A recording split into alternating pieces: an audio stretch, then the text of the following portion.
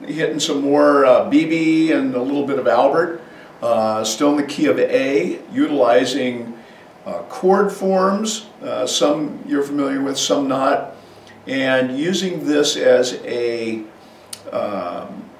phrase isolation exercise, a way to build your phrases where you can just play a chord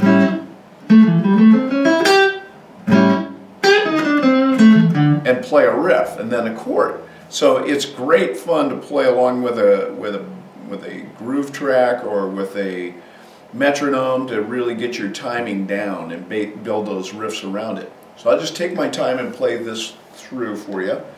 First one is A7. This is A7, there's your root A, there's your dominant 7 G, there's C sharp, that's your major third, and there's E, that's your 5. This first riff is B.B. King riff, and it starts out like, it goes like this. Now you can hammer on right here, or just pick those notes. That's a major third, that's a minor third, that's the 5, that's a 6, that's the root, and that's a root. So these are two notes that you don't see in the minor pentatonic, but they're related to A, so we're utilizing them to create. This chord has that note in it. Look, A7 has that note in it.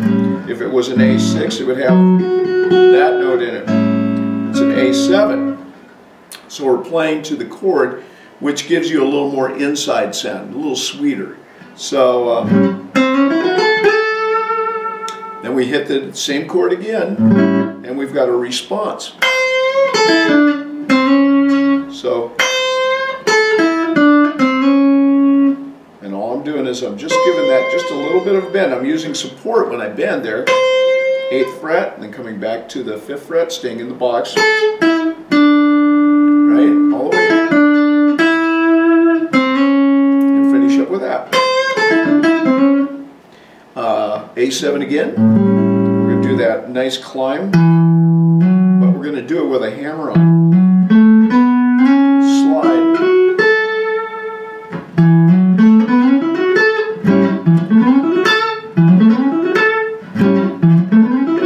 You get a nice feel for that. It's a good workout. Then A7 one more time, and we've got the A7 up here now. Now this is a C shape. There's a C. Put the pinky there, C7. Relocate this chord anywhere you want. That's C7, that's D7, E7, F7, F sharp 7, G7, A flat 7, A7. We're going to use it for an A7. This is a great movable chord in case you don't know that. Really cool.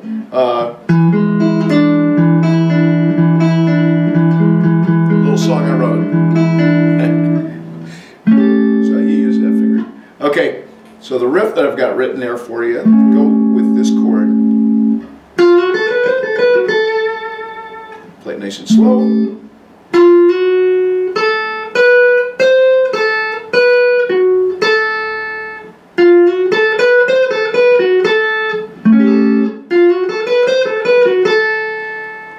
Then we're ready to go to the 4 chord D7. I'm using this shape.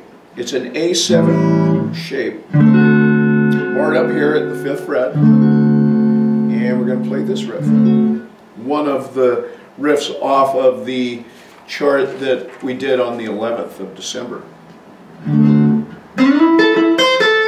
That's an Albert King riff. Okay.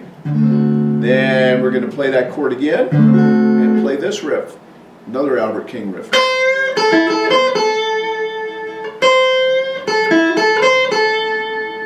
Now we're going back to A7, but we're doing it in a really weird little guy, like that. That's an A7, there's your major third, C sharp, there's your dominant 7, G, and there's your 5, E. If you added a root, there's a full-on A7. This is just omitting the root. Okay, there's that A7 right there. It looks like a D6, it's a D7 shape. And most first position chords are movable chords, so they can be used unless they have open strings, and you kind of want to stick away from them. Okay, and this riff sounds like this.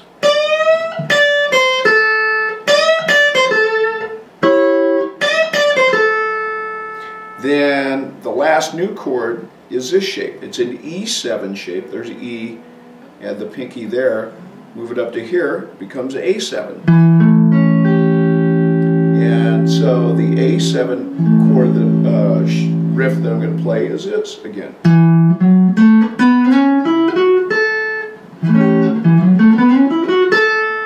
Okay, I'm going to play all those for you real quick so you kind of hear what they would sound like.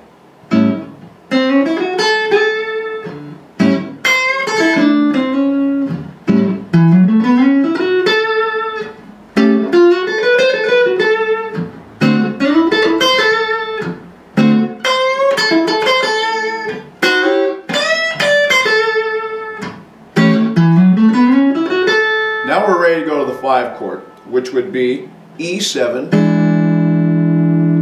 for a bar, 1, 2, 3, 4, then to D7, play that, whatever chord form you like, 2, 3, 4, then back to the 1. So the 5 chord comes on the 9th bar, the 4 chord comes on the 10th bar, and the 11th, 12th bars are covered by the 1. We're in a turnaround fashion. So you can have like, here's 1 bar, 1, 2, 3, 4, 2 bar, 3 bars, 4 bars. Here comes the 5th bar, that's at D7, and the 6th bar, back to the A7 for the 7th bar, and the 8th bar. Here come, now you would play the E for 9th bar, the D for the 10th bar, and A for the 11th and 12th bar. Then you start all over again. So that's a 12 bar format.